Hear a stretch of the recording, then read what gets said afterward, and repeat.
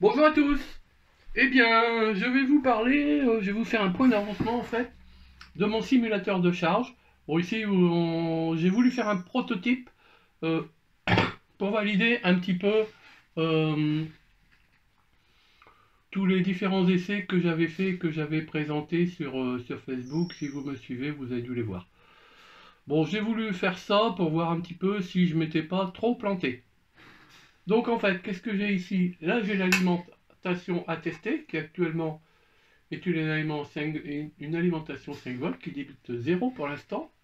Ça, c'est l'alimentation qui alimente l'AOP. L'AOP donc qui est branchée avec le MOSFET pour faire un générateur de courant, c'est un MOSFET de canal N. Alors j'ai mis 10 volts, pourquoi? Parce que si j'avais mis 5 volts, eh bien ça n'aurait pas fonctionné pour des alimentations de 5 volts.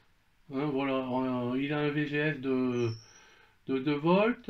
Ici, je vais monter à 3 volts 3. Donc voilà, ça n'aurait pas marché, j'aurais saturé mon MOSFET. Donc j'ai mis 10 volts, j'aurais pu mettre 12, peu importe. Ici, j'ai mis un petit régulateur pour transformer le 10 volts en 3 volts 3 pour alimenter mon potentiomètre et faire une tension de 0,3 volts 3. Pourquoi 0,3 volts 3? Parce que, in fine, je vais utiliser la sortie DAC d'un Arduino XIAO, donc qui travaille en 0,33. Voilà, donc 3 volts 3 ici, je vais avoir 3 volts 3 sur la source de mon MOSFET, et ici j'ai trois résistances de 10 ohms en parallèle entre la source et le ground. Donc 10 ohms divisé par 3, 3 volts 3, 3 volts divisé par 3 volts 3, 1 ampère. Voilà. Ici, j'ai trois couples de résistance branchés entre le drain et le plus de l'alimentation à tester. L'idée, alors ce sont des résistances équivalentes 5 ohms. Quand je suis inférieur à 10 volts, je n'ai aucune résistance de drain. Si je dépasse 10 volts, eh bien je mets en service un groupe de résistance, et ainsi de suite, jusqu'à ce que je vais dépasser 20 volts. Pourquoi? Eh bien, pour limiter la tension VDS et donc la puissance à dissiper par le MOSFET canal N. Voilà, là ici, donc je suis sur 5 volts. Allons-y. On va monter. Alors ici, je mesure la tension sur la résistance de source. Voilà, je vais carrément au taquet directement.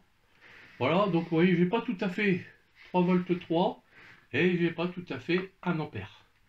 Je perds de la tension, il y a sûrement la précision des résistances, et je perds un peu dans les contacts des breadboards.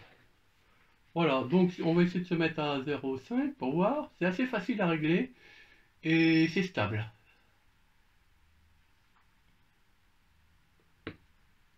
Voilà. Donc on voit qu'un vrai potentiomètre, ça ira. Voilà, donc là maintenant je vais monter la tension à tester. Je vais faire une alimentation qui est supérieure à 10 volts, mais inférieure à 15. Donc je vais mettre 10 volts 1. Voilà. Et bien là, je suis toujours à 0,505. Hein. Je vais commencer à mettre en service un groupe de résistance, les premières 5 ohms. Et voyons voir les réglages. Est-ce que c'est toujours pareil? Voilà, 3,278, 0,984. Est-ce qu'on sait descendre à 0? Oui, on sait descendre à 0, voilà. Oui. Maintenant, je vais passer à 15.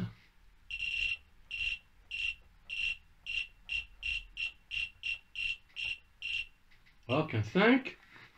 Je mets en service encore un couple de résistance. Il faut faire attention de ne pas trop les toucher parce que ça commence à chauffer. Voilà, est-ce que je peux faire les mêmes réglages?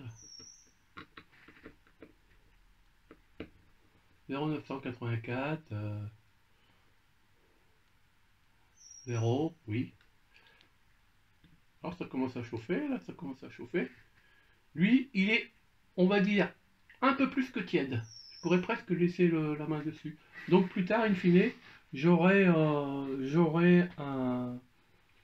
petit ventilateur. Bien, maintenant on va encore monter, on va dépasser le 20 volts. Bon, je l'ai prévu pour du 5 volts, 20 volts, mais je peux, c'est pas non plus critique. Ah, là c'est le voltmètre ici qui s'arrête, on le remet en service. Voilà. Allez, on va dépasser 20 volts.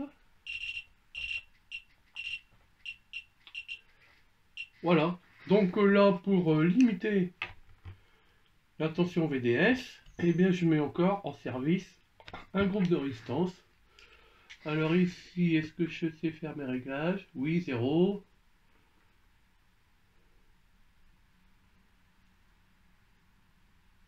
0,5 et 0,984 0,3289. Je pourrais peut-être jouer en venant mettre une résistance ici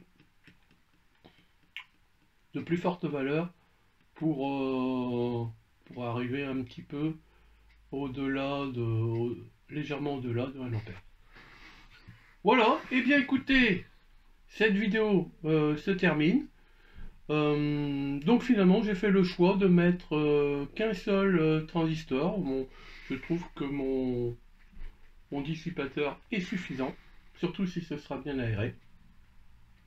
Je ferai une autre vidéo ultérieurement avec le PCB et peut-être la mise en boîte. Là j'ai une petite idée pour la mise en boîte sur la récupération de quelque chose.